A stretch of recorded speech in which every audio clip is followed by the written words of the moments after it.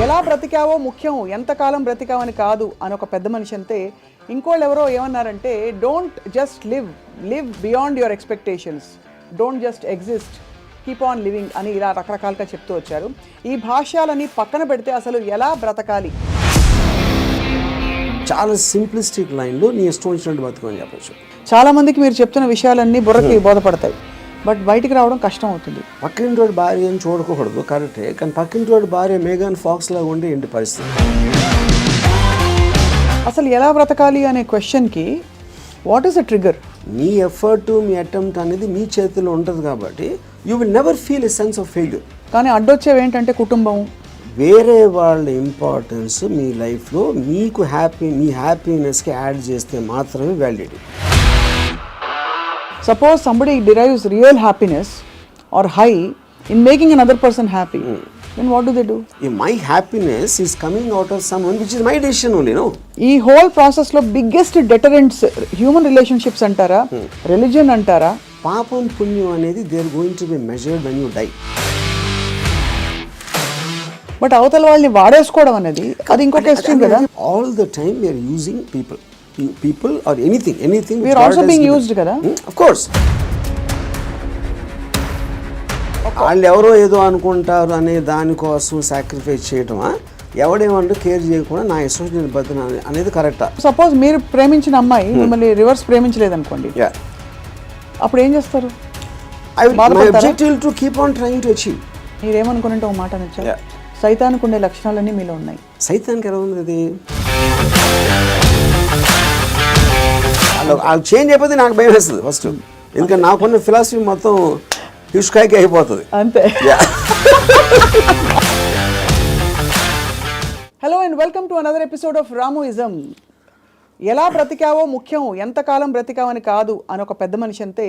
ఇంకోళ్ళు ఎవరో ఏమన్నారంటే, don't just live beyond your expectations, don't just exist, keep on living అని ఇలా రకరకాలుగా చెప్తూ వచ్చారు. ఈ భాష్యాలని పక్కన పెడితే అసలు ఎలా బ్రతకాలి? Let's talk to Ram Gopal Varma గారు. వర్మ గారు, బ్రతకడం అంటే మీకు ఫస్ట్ వచ్చే ఇమేజరీ ఏమిటి చెప్పండి? I think it's a consciousness. అంటే మీరు if you are conscious that you are you're seeing something or you're hearing something అనేది, దాని నుంచి మనకు వచ్చి కలిగిన ఒక kind of an emotional aspect అనేది you will feel alive because of that. So అప్పుడు ఆటోమేటిక్గా ఎలా బతకాలి అనే కాంటెక్స్ట్ వచ్చినప్పుడు చాలా సింప్లిస్టిక్ లైన్లో నీ ఇష్టం వచ్చినట్టు బతకని చెప్పచ్చు. అంతకన్నా కాంప్లెక్స్ అనేది లేదు, పాయింట్ 1. కానీ ఇష్టం వచ్చినట్టు బతికే వాళ్ళు ఎంతమంది ఉంటారు అనేది next point. Most of the time మనం వేరే వాళ్ళ కోసం బతుకుతాం, మన కోసం మనం బతకం. బికాజ్ ఇప్పుడు మీరు కాన్షియస్గా మీరు పుట్టినప్పుడు ఆబ్వియస్లీ మీ పేరెంట్సో లేకపోతే పక్కన మీ సిబ్లింగ్సో ఇలాంటి వాళ్ళతోటి ఒక యాజ్ యూ కీప్ గ్రోయింగ్ మిమ్మల్ని కంటిన్యూస్గా ఒక ఇన్ఫ్యూజ్ చేస్తూ ఉంటారు. నువ్వు తమ్ముడిని బాగా చూసుకో, లేకపోతే అది చూసుకో, ఇలా చెయ్యి, అలా చెయ్యి, ఇది చేస్తే తప్పు అని constantly. Like Ayn Rand wrote a very beautiful article in a book called The New Left, Anti-Industrial Revolution. ఇందులో ఒక చాప్టర్లో కంప్రాచ్యూస్ అని, అది కంప్రాచ్యూస్ వర్ ఏన్షియంట్ ట్రైబ్. వాళ్ళు ఏంటంటే మనుషుల్ని డిస్ఫిగర్ చేశారు. వాళ్ళు లావ్ అయిపోయి లేకపోతే సన్నగా అయిపోయి సర్కస్లో ఫ్రీక్స్ షోస్లో పెట్టేవాళ్ళు, అని చూసి జనాలు ఎంటర్టైన్ అవ్వడానికి. యూనో, సో Ayn Rand ఏముందంటే, modern day comprachicos are smart, they don't distort bodies, they distort minds. చూడటానికి పర్ఫెక్ట్ మనిషిలాగా ఉంటాడు అన్ని విధాలుగా, లోపల మైండ్ మొత్తం డిస్ఫిగర్ అయిపోయి ఉంటుంది. ఆ డిస్ఫిగర్మెంట్ ఎక్కడి నుంచి వస్తుంది? సొసైటల్ పర్పసెస్ కోసం మీకు సిన్, పాపం పుణ్యం, legal illegal, moral, social acceptance, ఇలాంటి 5-6 బంధాలతోటి మీరు ఇష్టం వచ్చినట్టు బతకకుండా అవతల వాళ్ళకి నచ్చేలా బతకటం అనేది ఒక ప్రోగ్రామ్ చేస్తారు. సో మీ లైఫ్ అంతా కూడా it's a conflict between what you want to do and what you have to do, what you're expected to do. అవును, ఈ మధ్యలో ఉన్నదే మీ కాన్ఫ్లిక్ట్ వస్తుంది. ఆ కాన్ఫ్లిక్ట్లో మీకు lows, highs, depressions, feeling of failure అన్నీ కూడా దాని డెరివేటివ్స్ దాంట్లోంచి. సో ఏ రోజైతే యువర్ ఎవ్రీ డెసిషన్ మీరు కాన్షియస్గా మీకోసం తీసుకున్నప్పుడు మీకు కాన్ఫ్లిక్ట్స్ అనేవి ఉండవు అసలు.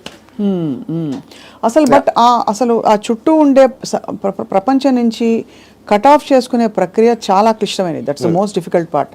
చాలా మందికి మీరు చెప్తున్న విషయాలన్నీ బుర్రకి బోధపడతాయి, బట్ బయటికి రావడం కష్టం అవుతుంది. How do you deal with that? అంటే first of all I don't think people are design to understand. I think it's against nature actually. ఎందుకంటే నేచర్లో కాన్ఫ్లిక్ట్ అనేది చాలా ఇంపార్టెంట్. అవును. మీరు యానిమల్స్లో తీసుకున్న కుక్కలు కొట్టుకునో లేకపోతే ఈ కొట్టుకునో మనుషులు అట్లా వేరే వేరే ఎక్స్క్యూజ్ తోటి కొట్టుకుంటాం అని కొట్టుకుంటాం అనేది ఒక కాన్ఫ్లిక్ట్ అనేది లేకపోతే మీరు బోర్డు అంతా చచ్చిపోతారు. ఫస్ట్ ఏం చేయాలో తెలియదు, పొద్దున్న నుంచి రాత్రి నిద్రపోయాం యూనో. సో అవతలోని అర్థం చేసుకోకపోవడం, అవతలోడి పాయింట్ ఆఫ్ వ్యూ అర్థం చేసుకోకపోవడం నుంచే కాన్ఫ్లిక్ట్ వస్తుంది ఎక్కడైనా. సో ఇప్పుడు అలాంటి దాంట్లో మీకు అది స్టడీ చేసి ఇప్పుడు నేను ఉన్నాను అనుకోండి, I never have a conflict with anyone. అది ఎందుకు? Because I believe each of us are born. మనం బార్న్ అయినప్పుడు ఒక బ్లాంక్ మైండ్తో పుట్టాం. నేను పుట్టిన సర్కమ్స్టాన్సెస్లో నా పేరెంట్స్, నా చుట్టూ ఉన్నోళ్ళు, నా ఎక్స్పీరియన్సెస్, నేను చదివిన బుక్స్ ఇవన్నీ కలిపి దాని రెసిడ్యూ నుంచి నా పర్సనాలిటీ డెవలప్ అవుతుంది. That will be completely different with you. ఎందుకంటే మీరు పుట్టిన సర్కమ్స్టాన్స్ దాకా నేను చెప్పిన ఫ్యాక్టర్స్ అన్ని మీకు వేరు ఉంటాయి. అవును. Each and every person will have a different thing. అప్పుడు నన్ను మీరు అర్థం చేసుకోవాలని అనుకుంటాం. First of all that is a fundamental mistake. అప్పుడు ఆ పరిస్థితి లేనప్పుడు మీరు ఐదర్ బ్లైండ్గా నన్ను నమ్మాలి, ఒక రిలేషన్షిప్ ఆస్పెక్ట్లో, ఒక పార్టీయో గ్రూపో, లేకపోతే ఎంప్లాయీ గాను, ఎక్స్ గాను, వై గాను. But deep inside me personality ఉండదు. అది ఎంత స్ట్రాంగ్గా మీరు బయట పెట్టగలుగుతారు, దాస్తున్నారా లేకపోతే మీకు మీరే గిల్టీగా ఫీల్ అవుతున్నారా, ఏంటి ఇలాగా ఆలోచిస్తున్నాను అని. ఇప్పుడు ఫర్ ఎగ్జాంపుల్ 10 commandmentsలో one of the biggest commandment is thou shall not covet thy neighbour's wife. అవును, కరెక్ట్. అంటే ఇప్పుడు రాసినప్పుడే ఇలాంటి బుద్ధులు ఉంటాయని వాళ్ళకి అర్థమైంది, ఎవరైతే రాశారో, దేవుడా ఎవర్ ఇట్ ఈస్ యూనో. అప్పుడు నేనేమంటానంటే పక్కింటోడి భార్య అని చూడకూడదు, కరెక్టే, కానీ పక్కింటోడి భార్య మేఘన్ ఫాక్స్ లాగా ఉంటే ఏంటి పరిస్థితి? అప్పుడు చూడకూడదు అనేది కరెక్ట్, ఓకే ఫైన్. కానీ మనకున్న మైండే, మనకున్న బుద్ధో చూసేలా చేస్తుంది. కరెక్ట్. అప్పుడు ఏంటి, మీరు సీక్రెట్గా చూస్తారు. సీక్రెట్గా చూస్తే ఓకేనా అంటే, but that is again a huge other aspect. Similarly నేను ఒక షార్ట్ పని చేస్తున్నా, నా బాస్కి నాకన్నా మంచి లైఫ్ స్టైల్ ఉంది, ఆడ కారు ఉంది, నా దగ్గర లేదు, ఆడ దగ్గర ఏదో ఉంది. అప్పుడు నేను ఈయన కొట్టేసి తీసుకోవాలని నేను అనుకోవచ్చు కదా. But then I'm stop by my fear or the legal aspect, తర్వాత కాన్సిక్వెన్స్ అని కొంతమంది చేసేయచ్చు, which will become criminals in the view of society. So ఇప్పుడు గుడ్ బ్యాడ్ అనేది లేదు, పాపం పుణ్యం లేదు. ఇవన్నీ కూడా మనం పర్స్పెక్టివ్స్లో క్రియేట్ చేసుకునే అర్థమైన రోజు మీరు నిజంగా చాలా హ్యాపీగా బతుకుతారు. That is what is called ఎలా బతకాలి అనేది అండర్స్టాండింగ్తో బతకాలి. Understanding of issues, understanding of conflicts, understanding of మీకున్న రిలేషన్షిప్స్. రైట్. అట్లా చాలాసార్లు ఏంటంటే సొల్యూషన్ కాకుండా they only want to talk about problems. Correct. ఎందుకంటే సొల్యూషన్ వచ్చేస్తే మళ్ళీ మీకు బరువు పడుతుంది. Then you look for another problem. Because ఆ ప్రాబ్లం లేనిదే మనకు బ్రతకడం చేత కదనా. అంతే. ఇప్పుడు ఉదాహరణకి నాకు పెళ్ళి అయినప్పుడు I basically was Ilaiyaraaja fan. My wife use to like ghazals. మా ఇంట్లో ఒకే టైప్ పడుతుంది, ఒక చిన్నది. ఇళయరాజా తనకేస్తుంది, నాకు గజల్ ఎలా కూడుతుంది. అప్పుడు నేను ఏం చేసేవాడిని, నేను రోడ్ మీదకి వెళ్ళి ఫుట్పాత్ మీద కూర్చుని వాక్మెన్ వినేవాడిని ఇళయరాజా సాంగ్స్. అది నా దృష్టిలో సొల్యూషన్. బట్ తన దృష్టిలో ఇట్ ఈస్ డిఫైన్. అంటే అప్పుడు తన టేస్ట్కి నన్ను కన్వర్ట్ అవ్వాలి అని అనుకోవడానికి, లేకపోతే నా టేస్ట్కి నువ్వు కన్వర్ట్ అవ్వాలప్పుడే కాన్ఫ్లిక్ట్ వస్తుంది. మీరు అనుకోలేదు. అది కాకుండా నేను అనుకోలేదు. నేను ఎందుకంటే నేను ఎవరిని కూడా I will not ask them to change. I will not ask anybody to live for నాలాగా బతకదని నేను ఎవరిని అడగను, నా కోసం బతకమని ఎవరిని అడగను. That individuality I think is the most biggest gift nature or God he's given us. ఆ ఇండివిజువాలిటీని మీరు సొసైటీ కోసం త్యాగం చేసినప్పుడే మీరు బతికే విధానం అంతా కూడా it will become a big headache. అసలు ఎలా బ్రతకాలి అనే క్వశ్చన్కి what is the trigger, possible trigger in anybody's life or journey? So ఇప్పుడు ఫర్ ఎగ్జాంపుల్ నేను నా ఆల్మోస్ట్ ఒక ఇంజనీరింగ్ కాలేజ్ ఫైనల్ ఇయర్ వరకు కూడా బతికాను అంతే. బతకడం అంటే ఎలా బతికాం?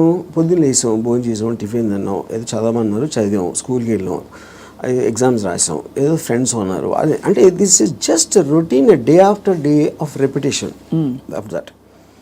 ఏ రోజైతే కాన్షియస్గా నేను ఒక ఫిల్మ్ మేకర్ అవ్వాలి అని ఒక అబ్జెక్టివ్ నేను తెచ్చుకున్నాను ఒకరోజు, వేరియస్ ఫ్యాక్టర్స్ అయి ఉండొచ్చు, అప్పుడు మీరు ఆ పర్టికులర్ గోల్కి రీచ్ అవ్వటానికి ఒక డెసిషన్ తీసుకున్నారు కాబట్టి every day every minute becomes interesting.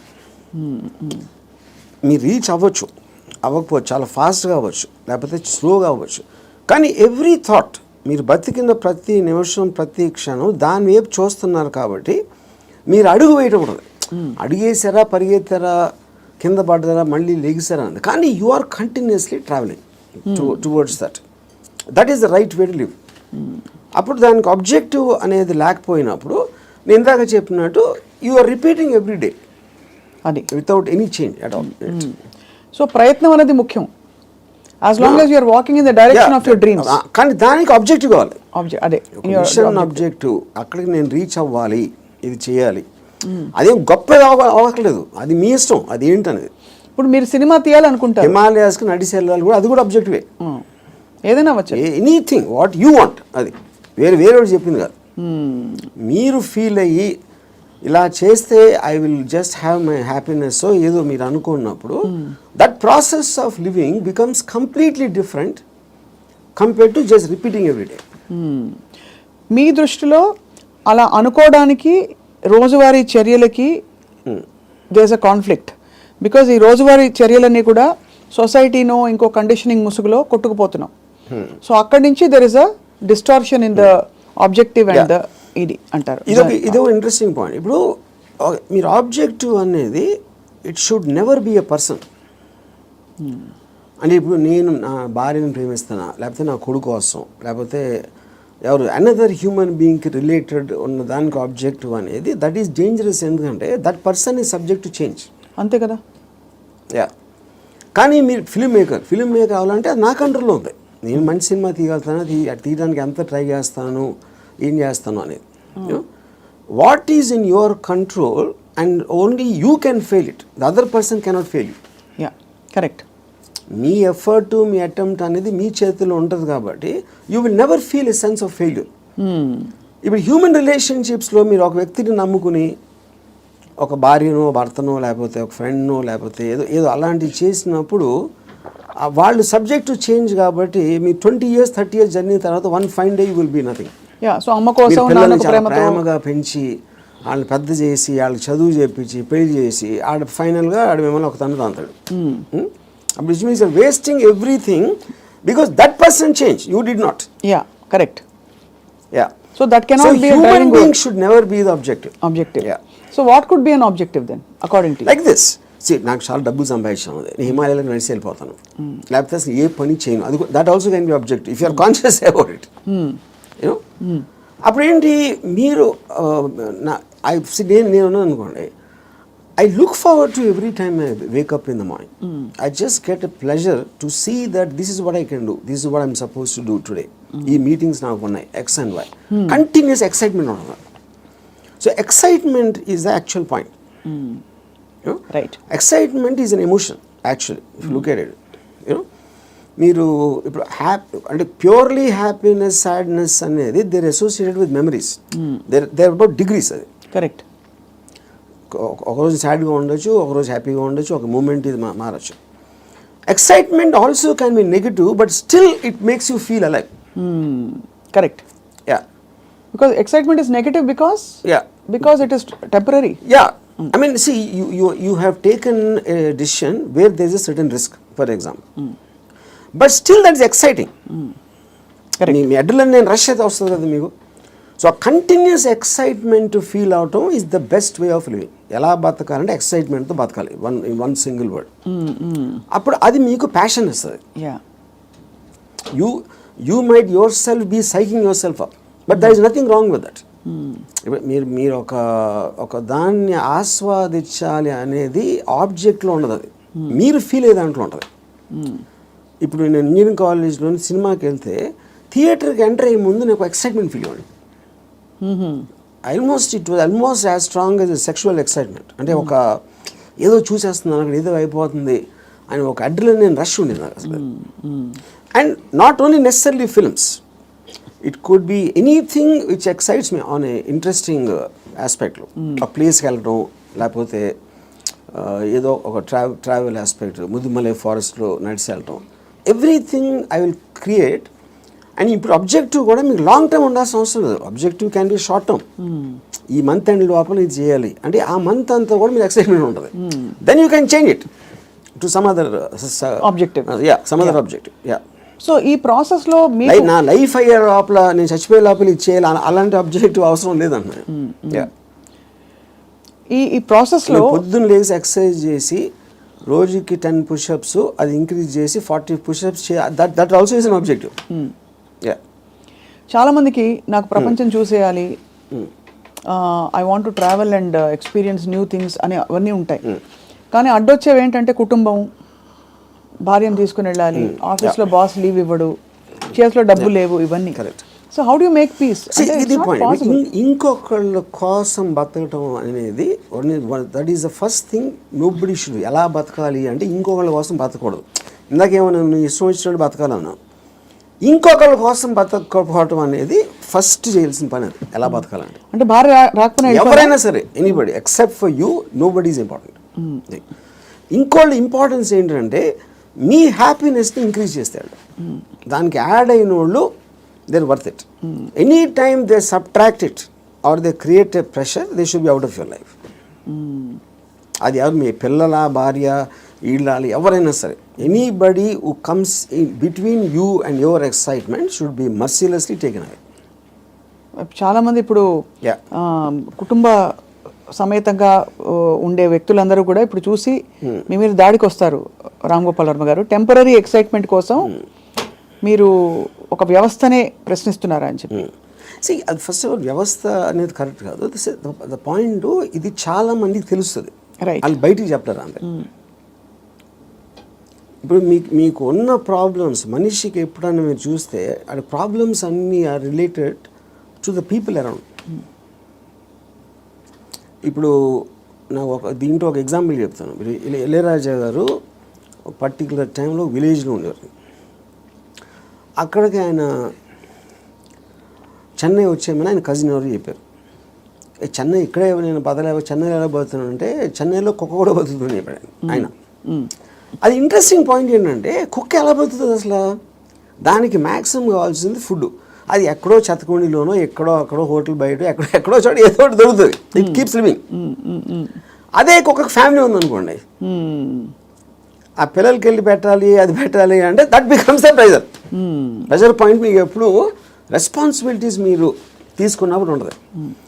ఇప్పుడు నీషే ఏమనంటే, like a camel is man, he kneels and lets himself be laden with burdens of responsibilities, you know, and then when the going is tough, he says, yeah, life is hard to bear, but all he has to do is to shrug the load off and run. ఇప్పుడు షగింగ్ the load అంటే మనకేంటి, ఎంతసేపు పిల్లల్ని చూసుకోవాలి, తల్లిదండ్రులు చూసుకోవాలి, పక్కన చూసుకోవాలి, వాళ్ళని చూసుకోవాలి, ఈ రెస్పాన్సిబిలిటీస్ అన్నీ పెట్టి అదే మహానుభావుడు అని మీకు ఒక లేబుల్ వేసి పెట్టారు. కాబట్టి మీ మనసులో మీకు ఇష్టం లేకపోయినా అది మీరు చేస్తారు. అది చేసినప్పుడు ఏమవుతుంది, the negative energy will be building inside you, because you're doing what you're suppose to do, not what you want to do. నా భార్యని నేను సినిమాకి తీసుకెళ్ళాలని నాకు అనిపించినప్పటికీ ఉన్న డిఫరెన్స్కి, తీసుకెళ్ళకపోతే చంపుతుందిరా బాబు అని చేసుకోవడం అప్పుడేంటి, తన కోసం చేస్తున్నా. Right. I'm hating every moment of that journey to go and sit in the theatre, to come outside. But if I want it, I'm having pleasure, because నా డిసిషన్ నాది కాబట్టి. మరి నీ సుఖమే నేను కోరుతున్నాను కాన్సెప్ట్ ఉంది. Suppose somebody derives real happiness or high in making another person happy, then what do they do? ఇది అంటే అప్పుడు అతను అనుకున్నట్టే కదా. My happiness is coming out of someone which is my decision only, no. అదే decision మన దగ్గర ఉండాలి, అది డెసిషన్ మన దగ్గర ఉండాలండి, అంతే కదా. యా, ఎందుకంటే అందరికీ రోజు నిత్యం ఏదో సాధించాలి అని గోల్స్ ఉండకపోవచ్చు. ఎవరో ఏదో అనుకుంటారు, ఎవరో ఏదో బాధపడతారు, ఎవరో ఏదో కోపగిస్తారు అని వాళ్ళ కోసం చేయటానికి ఒక ప్రెషర్ తోటి మీకు అనిపించేయడానికి ఉంది కదా డిఫరెన్స్. యా, ఈ హోల్ ప్రాసెస్ లో బిగ్గెస్ట్ డెటరెంట్స్ హ్యూమన్ రిలేషన్షిప్స్ అంటారా, రిలీజన్ అంటారా, లేక లెథార్జీ అండ్ ప్రోకాస్టినేషన్ అంటారా? What is the biggest challenge మీ దృష్టిలో? ఐ ఫీల్ అంటే ఇప్పుడు రిలీజియన్ అనేది, బికాస్ పాపం పుణ్యం అనేది they are going to be measured when you die. పాపం పుణ్యంకి ఏమి లింక్ చేశారు? స్వర్గం నరకం, యూనో, అది ఇప్పుడు నేను పోయినప్పుడు వస్తుంది. అది మాట్లాడతాం కానీ that is not a big thing. What is the biggest thing is the reactions of the people around. ఎందుకంటే మీరు ఇంటరాక్ట్ అయ్యేది మనుషులే కదా. సో వాళ్ళు ఏదో అనేస్తారు, వాళ్ళు ఏదో అనుకుంటారు, అనేసారు అని అంటారు. Constantly it is that pressure, people around. అందుకని people around are the biggest problem creators. వాళ్ళని కేర్ చేయని రోజు మీకన్నా హ్యాపీ పర్సన్ ఎవడో ఉండడు. అదేదో ఎలా ఉందంటే, ఇప్పుడు నన్ను ఎవరన్నా చాలా తెలివైన వాడు అన్నాడు, ఇంకోటేమో పెచ్చినా కొడుకు అంటారు. And both of them are correct. ఎందుకంటే వాడి పర్సెప్షన్లో అతనికి ఉన్న నాలెడ్జ్ వాటి, నేను సేమ్ పర్సన్, కానీ అతను నన్ను చూసే విధానం ఇందాక నేను చెప్పిన ఎగ్జాంపుల్ లాగా వాడి వరల్డ్లో నేను వేరు. So I will be tolerant to that. ఇప్పుడు ఆడు పొగిడాడు అని నేను, ఎందుకంటే నేనేంటో నాకు తెలుసు. నేను అనుకునే దానికన్నా మీరు ఎక్కువ పొగిడితే మీరు ఫూల్ అనుకుంటాను, అనుకున్న దానికన్నా మీరు తను క్రిటిసైజ్ ఎక్కువ చేసిన ఫూల్ అనుకుంటాను. ఎందుకంటే my measurement is only me, I don't let someone else measure me. Yeah, ఈ కాంటెక్స్లో బిగ్గెస్ట్ డెటరెంట్ ఇస్ అటాచ్మెంట్ అని అనిపిస్తుంది చాలా వరకు. సో మీరు ఫర్ ఎగ్జాంపుల్ మీరు చాలాసార్లు ఓపెన్గా షేర్ చేసుకునేవి, రిలేషన్షిప్స్ నుంచి బయటకు వచ్చినప్పుడు ఇది నాకు this is coming in the way of my happiness and my objective what ever it is అని అనుకున్నప్పుడు దానిలో వచ్చే ఎమోషనల్ టర్మాయిల్ ఎలా డీల్ చేసుకున్నారు? అసలు ఎమోషనల్ టర్మాయిలే ఫీల్ అవ్వలేదా? ఇప్పుడు దీనికి ఒక ఎగ్జాంపుల్ అంటే నిన్నటి వరకు మనిషిని చూశారు, ఒక మనిషి మీతో రోజు భోజనం చేయడం, you're spending time with them. ఇవాళ నుంచి మీరు బ్రేకప్ అయిపోయాక మనిషి ఉండరు మీ లైఫ్లో. How do visualize that possibility? That is what I'm saying. ఇప్పుడు ఒక ఎగ్జాంపుల్ ఏమి ఇస్తానంటే, ఇప్పుడు I'm very fond of my father. Obviously నేను పుట్టిన తర్వాత స్కూలు గీలు అన్నీ అయిపోయి నేను ఇంజనీరింగ్ వచ్చాను. ఇంజనీరింగ్ కూడా అయిపోయిన తర్వాత అప్పటికి మా ఫాదర్ కొంచెం ఇన్సెక్యూర్, అంటే స్టూడియోలో జాబ్ ఉంటుందా, లేకపోతే కొత్త టెక్నాలజీ వచ్చేసింది, సో రిటైర్మెంట్కి ఏం చేయాలి అనుకునే టైంకి ఆయనకి మా అంకుల్ ఎవరో ఒక షాప్ ఇచ్చారు. ఏదైనా ఈయన జ్యూస్ షాప్ ఏదో పెడదామని మా ఫాదర్ ప్లాన్. నేను అదే టైంలో ఒక వీడియో లైబ్రరీ పెడదామని నేను ఒక ఐడియా వేసాను. అది వెళ్ళి మా ఫాదర్ని అడిగా, నా షాప్ నాకేమైనా వీడియో లైబ్రరీ పెట్టుకుంటాను. మా ఫాదర్ నా దగ్గర ఏమనుకున్నా, తర్వాత మా అంకుల్కో ఎవరికో నేను రిటైర్మెంట్ కోసం ఉంచుకుంటే అది కూడా అడిగేస్తున్నాడు వాడు. ఇది మా అంకుల్ నాకు చెప్పారు. ఇంకా నాకు బార్ కూడా గుర్తుంది, మధు బార్ అని అమీర్పేటలో. అప్పుడు నేను నిజంగా ఎఫెక్ట్ అయ్యాను. ఎందుకంటే ఒకటి మై గిల్ట్ ఆస్పెక్ట్ ఆఫ్ మా ఫాదర్కి ఇస్తే మా అంకులు, నేను నా కోసం నాకు ఇచ్చేయమని అడిగేది ఆ వీడియో లైబ్రరీ బిజినెస్ నడుస్తుందా లేదా ఏంటో తెలీదు. మా ఫాదర్ డెసిషన్ తీసుకుంటే ఆయనది he's got every right to decide what he wants, because that belongs to him, not to me. కానీ నాకు జ్యూస్ పార్లర్ నడవదు, వీడియో లైబ్రరీయే నడుస్తుంది అనేది నా. కానీ మా అంకుల్ చెప్పేటప్పటికి నేను ఆ ఎమోషన్ తోటి మా ఫాదర్కి వెళ్ళి చెప్పేసి, సరే నేను వద్దు నాకు అని నేను చెప్పేద్దాం అనుకున్నాను.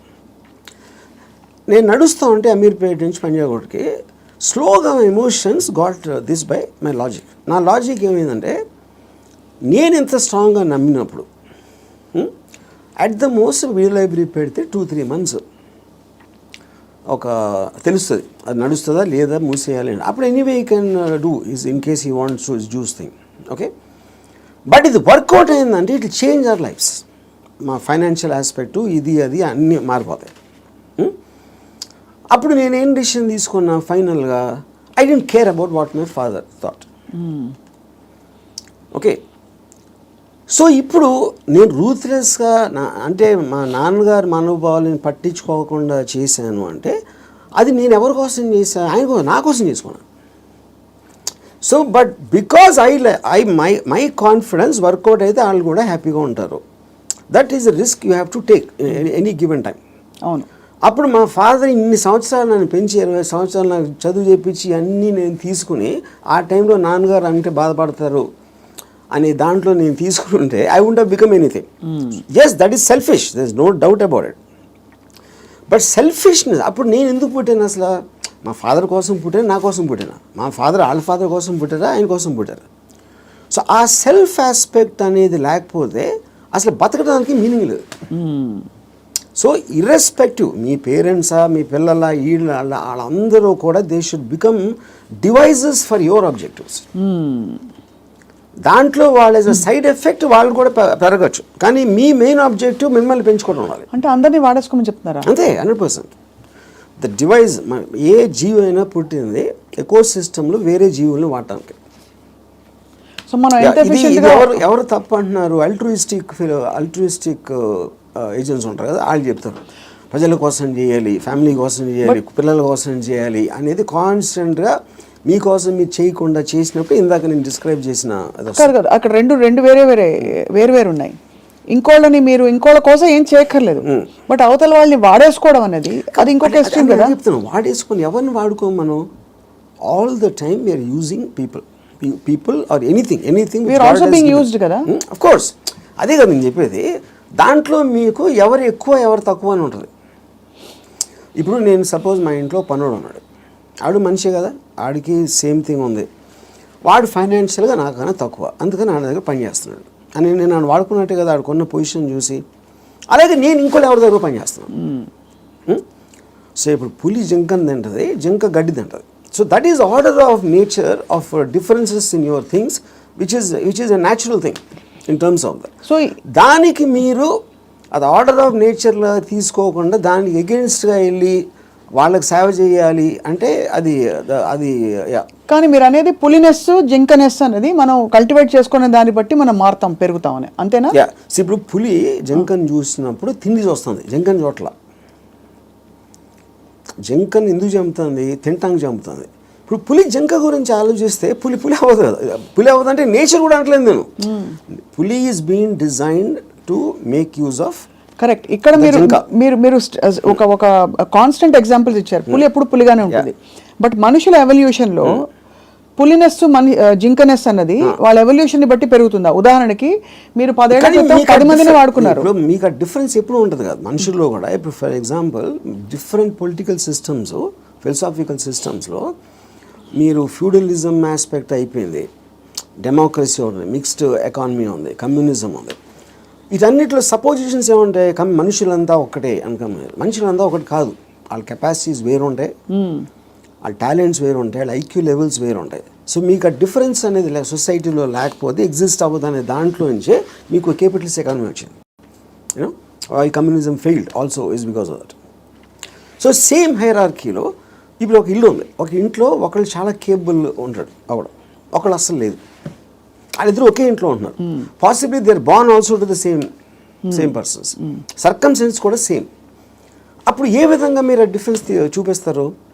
ఇప్పుడు ఆ డిఫరెన్స్ ఇప్పుడు నాకు తెలిసిన ఒక ఫ్యామిలీ ఉంది, అతను చాలా successful husband, he's having an affair with somebody. So ఇప్పుడు తను he's expecting the wife or any associated family to just be quiet. You know ఎందుకు? అసలు నేను లేకపోతే వాళ్ళకి లైఫ్ స్టైల్ అక్కడ, కార్ నేను కొనిచ్చాను, నేను ఇల్లు కట్టించాను, నేను ఇది చేశాను, I did so much. But that is not how they will feel. Just because మీకు ఒక కిరీటం వచ్చేసింది కాబట్టి, వైఫ్ అనే కిరీటం వచ్చింది కాబట్టి మీరు అప్పుడు సోషల్లీ యాక్సెప్టెడ్ దాంట్లో పెళ్ళాన్ని బాగా చూసుకోవాలి. ఎవరు చెప్పారు? సొసైటీ చెప్తుంది. ఆర్ వేరియస్ కైండ్ ఆఫ్ ఇది ఇందాక అది మీరు whether it is religion related or social related or moral related, whatever it is, others are telling. అప్పుడు ఆ కన్విక్షన్, ఆ కరేజ్ తోటి she will ask for whatever she wants to ask. But ఇతనికి ఇండిపెండెంట్గా he likes the other girl. అది తనకు వచ్చే happiness ఆ అమ్మాయిలో ఉంది, ఎక్కడ లేదు. అప్పుడు వాడు ఎవరి కోసం బతకాలి? అంటే అది చెప్పాలంటే నన్ను నేను త్యాగం చేసుకుని వాళ్ళు ఎవరో ఏదో అనుకుంటారు అనే దానికోసం సాక్రిఫైస్ చేయటమా, ఎవడేమంటూ కేర్ చేయకుండా నా ఇష్టం నేను బతున్నా అనేది కరెక్టా? ఇక్కడ ఒకటి, ఇక్కడ వీడికి కొత్త అమ్మాయి నచ్చిందని కూడా అంత సీన్ కూడా లేదు. వీడికి పెళ్ళాము కావాలి, కొత్త అమ్మాయి కూడా కావాలి. సో పెళ్ళాము ఉండాలి కాబట్టి ఎందుకంటే పనులు చేసి పెట్టడానికో సొసైటీకి చూపించుకోవడానికో whatever it is, he wants the wife also. If the wife it can be guilt also, whatever. But if the wife wants to walk away, she should also be given whether it's adru possessive ga ela untavu. I am talking about individuals. I am not talking about husband and wife. Correct. And she also has the right to walk away saying I don't need your car. Yeah. If you don't feel that towards me, I don't feel this towards you. Yeah. Whatever it is, whether it's valid, justified or not. అది కూడా చెప్తున్నా. ఇప్పుడు నేను wife place లో ఉంటే నేను అన్ని ఉంచేసుకుంటా, okay no problem అని. నీ కార్ నాకు వద్దు, నేను ఎగోగలను, కారు ఉంచేసుకుంటాను నేను. అక్కడే మీకే కనుక కారు అవన్నీ ఉండుంటే, సపోజ్ మీ ఎకనామిక్ హ్యాండ్ పైన అనుకోండి, మీరు వైఫ్ అయ్యండి, మీరు అప్పుడు లెఫ్ట్ లెగ్ తో తను వెళ్ళిపోతారు. నన్ను తక్కువ చేసేసి అమ్మాయి దగ్గరికి వెళ్తావా అని ఈగో హర్ట్ అవుతుంది. So everything that's being dictated here is పరస్పర మ్యూచువల్ ఎకనామిక్స్. దాన్ని దాటుకుని ఇంకేమన్నా ఉందో నాకు తెలియదు, కానీ ఐఎమ్ జస్ట్ సేయింగ్ మీరు చెప్తున్న situation that is again related to sense of righteousness. ఎవరు రైట్ అని వాళ్ళు ఫీల్ అవుతున్నారు. ఇప్పుడు నేను అనుకోండి, I will be very okay with my girlfriend or my wife want somebody else, I will respect her wish.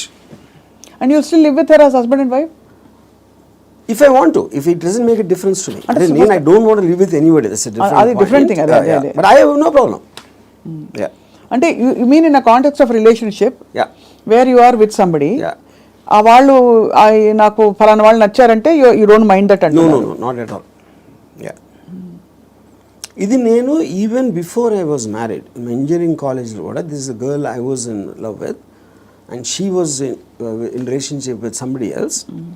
I was waiting for the relationship to break so that I might get a chance. నేను అలా ఆలోచించాను ఇప్పుడు. ఓహో, break అయితే maybe I will get her అని. ఓహో, వాళ్ళ relationship break అవుతాయి. సో ఆ రిలేషన్షిప్ని చెడగొట్టడానికి నా ప్రయత్నం నేను చేస్తా ఉన్నాను చాలా సటిల్గా. అక్కడ మీ హ్యాపీనెస్ ముఖ్యం కాబట్టి అది నా ఎఫర్ట్, అది నా ఆబ్జెక్టివ్. ఇక్కడేమో వీడియో పార్లర్ లాక్కున్నారు. అది కరెక్ట్. సో మొత్తానికి మీకు